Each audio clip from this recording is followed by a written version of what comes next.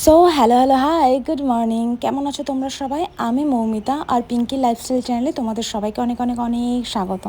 তো অনেক দিন হলো ওই ব্লগ দেওয়া হয়নি। আর আমার দীঘার যে পার্ট 3 ব্লগটা ছিল ওইটা আমি যখনই দিচ্ছি তখনই কপিরাইট ইস্যু দিচ্ছে, তো বাধ্য হয়ে আমি ব্লগটাই ডিলিট করে দিলাম।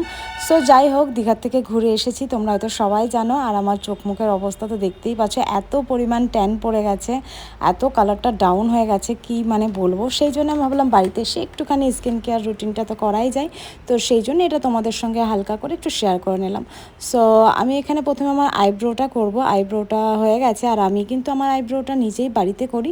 তো কিভাবে করব, কেমন করে করব, চলো তোমাদের সেটাই দেখা। আর এই যে স্ট্যান্ডটা দেখাচ্ছি, এটা কিন্তু আমি দীঘাতে নিয়ে গেছিলাম, আর ওই জল অবস্থায় আমি অমন করে রেখেছিলাম, তো এটা আর না ওপর হয়, না খোলে, না বন্ধ হয়, না কিছু।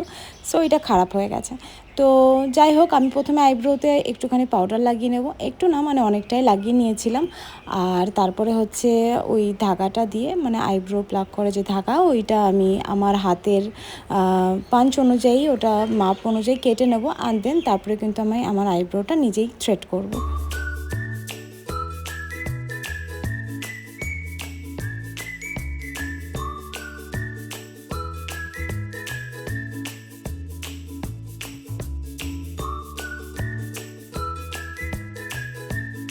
সো আমি কিন্তু এখানে মানে ফোন দেখে দেখে ওইটা আর হচ্ছিল না, আর আয়নাটাও কোথাও রাখতে পারছিলাম না।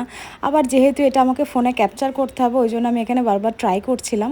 তো যাই হোক, তারপরে আমি আমার বাচ্চাদেরকে আবার বললাম যে এটা একটু ধরতে দেন, আমি হয়তো ঠিক করে করতে পারবো। তো সেই জন্য আবার ওদেরকে ডেকে এটা ধরিয়েছিলাম, আর তারপরে কিন্তু আমি আবার সেম আইব্রোটা করছিলাম।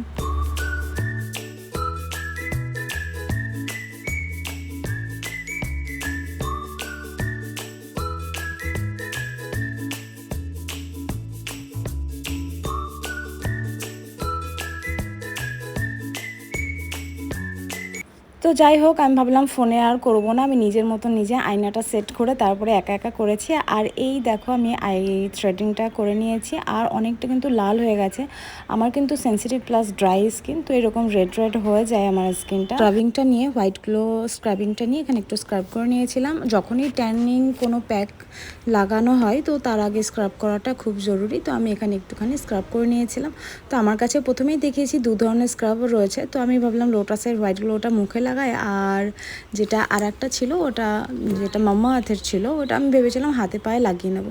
তো আমি এখানে ভালো করে রাবিং করে নিচ্ছি হালকা হাতে, যেহেতু আমি প্রথমেই বলেছি আমার স্কিনটা প্রচণ্ড সেন্সিটিভ।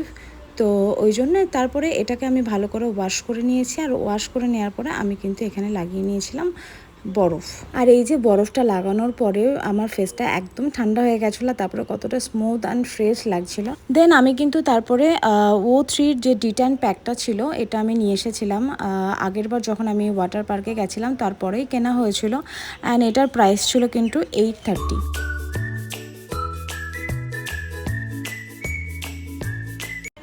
আর চুলের অবস্থাটাও হয়তো তোমরা দেখতে পাচ্ছ কতটা স্ক্যাল্প আমার খালি হয়ে গেছে। তো আমি এখানে ক্যাচেটের অ্যালোপেক্স পেইন্টারটা ইউজ করছি।